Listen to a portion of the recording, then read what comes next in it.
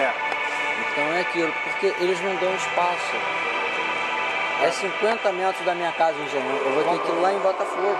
Compra passagem pro domingo, Maurício, pra você poder ver que é no sábado à noite.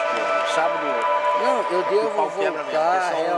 Não, mas eu vou voltar ou no domingo ou na segunda, que eu quero ficar até o finalzinho de tudo, entendeu? Vale a pena para as meninas verem, elas vão se estimular mais. Eu só tô na dúvida de comprar a passagem de volta no domingo por causa de horário, eu não sei qual o horário.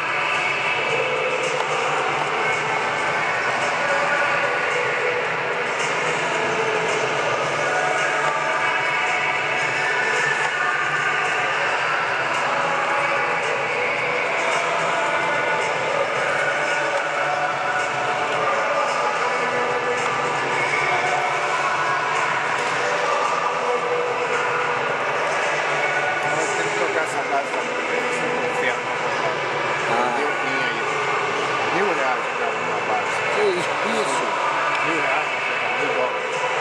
$1000.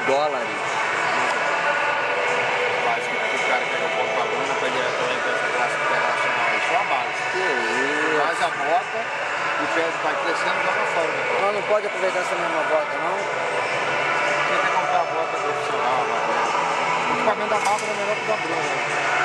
O da Bruna, coitado, tá com o equipamento muito fraquinho.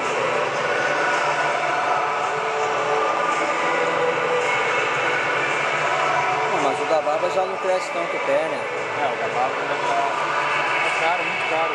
É, muito Qual é caro. a base da Não sei te dizer.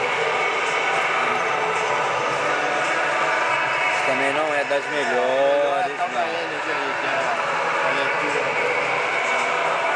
uma liga de fibra de carbono aí, que ele é bicho. Não, essa não é não.